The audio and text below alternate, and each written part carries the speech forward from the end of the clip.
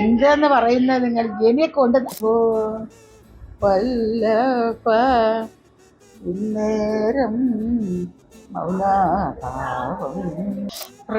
പ്രണയിച്ചാ കൊള്ളാം കൊണ്ടുപോണ എരപ്പൻ നല്ലവനായിരിക്കണം. ഈ സ്നേഹം പ്രണയം എന്നൊക്കെ പറയുന്നേ വൺ ടൈമേ ഉണ്ടായിരുന്നു സത്യമായിട്ടും. പണ്ട് ഞാനൊരു ചെറുപ്പക്കാരിയല്ലായിരുന്നു, 17, 18, 10. അതുകൊണ്ട് ഈ പെൺപിള്ളേരൊന്നും ഞാനൊന്നും പറയത്തില്ല. എവിടെ കിടന്ന് പഠിപ്പിച്ചത് അതൊക്കെ മനസ്സിൻ്റെതാണ്. പ്രണയം പൊട്ടി ഞാൻ എടുത്തിയാടി പോയി. അനുഭവിക്കാതിന്റെ പരമാവധി അനുഭവിച്ച് അപ്പോഴത്തേക്കാണ് ഭർത്താവിൻ്റെ ആളിൻ്റെ അടുത്ത് ദേഷ്യവും വരുന്നത് നമുക്ക്. മക്കൾക്കത് ഇത് അറിഞ്ഞാലുണ്ടല്ലോ, മമ്മി പപ്പ മരിച്ചു പോയില്ലേ, അയാളെ ഇനിയൊന്നും കുറ്റം പറയല്ലേ എന്ന് പറയും. എനിക്ക് എന്നാലും തീരത്തില്ല, കഷ്ടപ്പെടുത്തിയത് ഞാൻ മറക്കത്തുമില്ല. ഇപ്പോഴത്തെ പെൺപിള്ളേർക്ക് കൊടുക്കുക ഈ പ്രണയിക്കുക. ഇപ്പോഴും പ്രണയമൊന്നും ഇല്ല. ഒരു മാസം ഒരാൾ, അടുത്ത മാസം അടുത്ത ആള്, ഇങ്ങനെയാണ് ഒരു പ്രണയം. അപൂർവം ചിലരിലേക്കേ കാണാൻ പറ്റുന്നുള്ളൂ. അപ്പൊ അങ്ങനെയുള്ള കുട്ടികൾക്ക് കൊടുക്കാൻ പറ്റുന്ന ഒരു പ്രണയം എന്ന് പറഞ്ഞാൽ അത് മനസ്സിനകത്തുള്ളൊരിതാണ്. അത് നല്ല രീതിയിൽ കൊണ്ടുപോയാൽ നല്ലതാണ്. പക്ഷെ ആളിനെ മനസ്സിലാക്കി പ്രണയിക്കാം.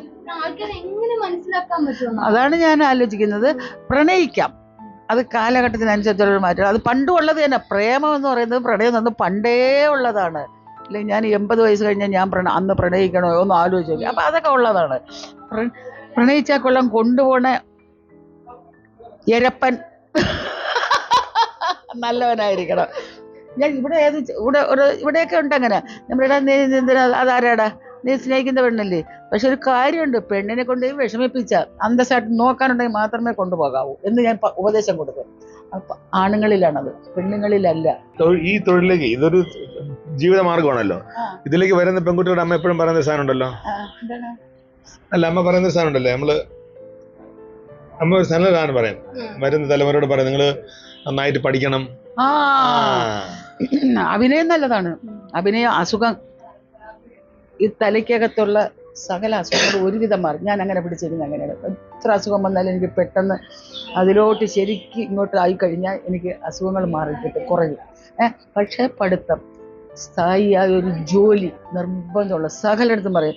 24, 25 വയസ്സിൽ നാടകം, അമേച്ചർ നാടകം ഒക്കെ കളിച്ചിട്ടുണ്ട്. പ്രൊഫഷണൽ നാടകം കിട്ടാൻ കൊതിച്ചിട്ടുണ്ട്. അന്നും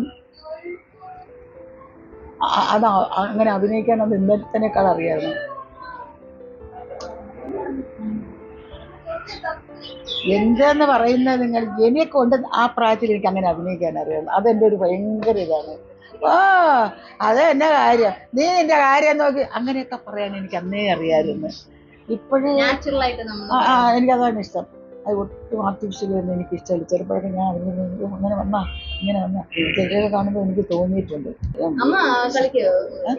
ഞാനിവിടെ നടനഭൂഷണം പാസ്സായ സ്വാതിരുന്ന കോളേജിൽ ഡാൻസ് പഠിച്ച് 4 വർഷം.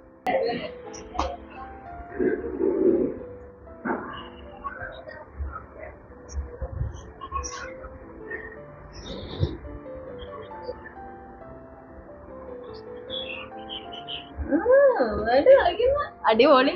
ചെന്താർ സായക എനിക്ക് ഡാൻസ് ഒന്നും അറിയില്ല.